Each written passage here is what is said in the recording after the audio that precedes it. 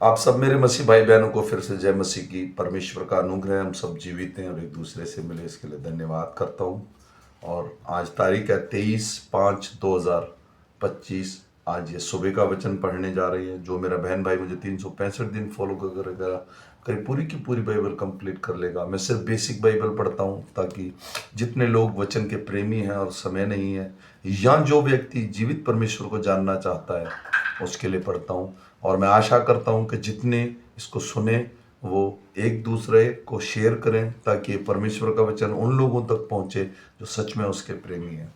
तो हम पढ़ेंगे यूहन्ना की पुस्तक में से उसका 8 अध्याय 1 से लेकर 27 वचन तक। इसके पढ़े और सुने जाने पर प्रभु की आशीष हो। परंतु यीशु जैतून के पहाड़ पर गया और भोर को वह फिर मंदिर में आया। जब लोग उसके पास आए तो और वह बैठकर उन्हें उपदेश देने लगा, तब शास्त्री और फरीसी एक स्त्री को लाए जो व्यभिचार में पकड़ी गई थी, और उसके बीच में खड़ा करके यीशु से कहा, हे गुरु, यह स्त्री व्यभिचार करते पकड़ी गई है। व्यवस्था में मूसा ने आज्ञा दी है कि ऐसी स्त्री पर पथराव करें। अंततु इस स्त्री के विषय में क्या कहता है? उन्होंने उसको परखने के लिए ये बात कही ताकि उस पर दोष लगाने के लिए कोई बात पाए। परंतु यीशु झुककर उंगली से भूमि पर लिखने लगा। जब वे उसे पूछते ही रहे तो उसने सीधे होकर उनसे कहा, तुम में जो निष्पाप हो वह पहला उसको पत्थर मारे।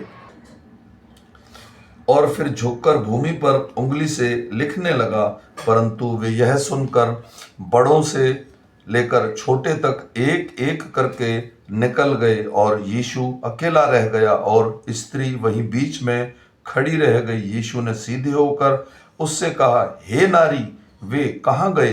क्या किसी ने तुझ पर दंडी की आज्ञा ना दी? उसने कहा, हे प्रभु, किसी ने नहीं। यीशु ने कहा, मैं भी तुझ पर दंड की आज्ञा नहीं देता। जा और फिर पाप ना करना। यीशु ने फिर लोगों से कहा, जगत की ज्योति मैं हूं। जो मेरे पीछे हो लेगा वह अंधकार में न चलेगा, परंतु जीवन की ज्योति पाएगा।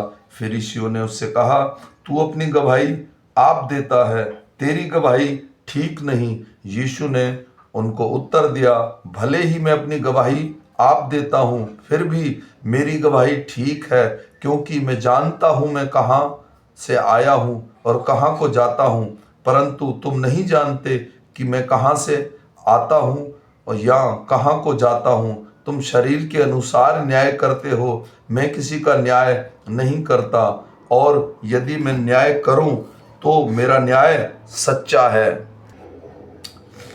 क्योंकि मैं अकेला नहीं परंतु मैं हूं और पिता है जिसने मुझे भेजा है। तुम्हारी व्यवस्था में लिखा है कि दो जन की गवाही मिलकर ठीक होती है। एक तो मैं आप अपनी गवाही देता हूं और दूसरा पिता मेरी गवाही देता है जिसने मुझे भेजा है। उन्होंने उससे कहा, तेरा पिता कहाँ है? यीशु ने उत्तर दिया, न तुम मुझे जानते हो ना मेरे पिता को। यदि मुझे जानते तो मेरे पिता को भी जानते। ये बातें उसने मंदिर में उपदेश देते हुए भंडार घर में कही, और किसी ने उसे ना पकड़ा, क्योंकि उसका समय अब तक ना आया था। उसने फिर उनसे कहा, मैं जाता हूँ और तुम मुझे ढूंढोगे और अपने पाप में मरोगे। जहाँ मैं जाता हूँ वहाँ तुम नहीं आ सकते। इस पर यहूदियों ने कहा, क्या वह अपने आप को मार डालेगा जो कहता है, मैं जहाँ जाता हूँ वहाँ तुम नहीं आ सकते? उसने उनसे कहा, तुम नीचे के हो, मैं ऊपर का हूँ। तुम संसार के हो, मैं संसार का नहीं। इसलिए मैंने तुमसे कहा कि तुम अपने पापों में मरोगे, क्योंकि यदि तुम विश्वास ना करोगे कि मैं वही हूं तो अपने पापों में मरोगे। उन्होंने उससे कहा, तू कौन है? यीशु ने उनसे कहा, वही जो प्रारंभ से तुमसे कहता आया हूं। तुम्हारे विषय में मुझे बहुत कुछ कहना है और निर्णय करना है, परंतु मेरा भेजने वाला सच्चा है, और जो मैंने उनसे सुना है वही जगत से कहता हूँ, ये ना समझे कि हम पिता के विषय में कहता है।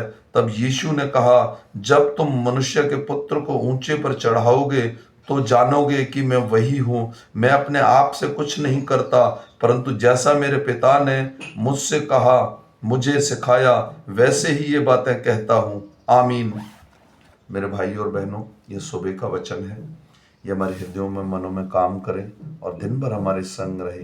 हम फिर मिलेंगे शाम के वचन के साथ।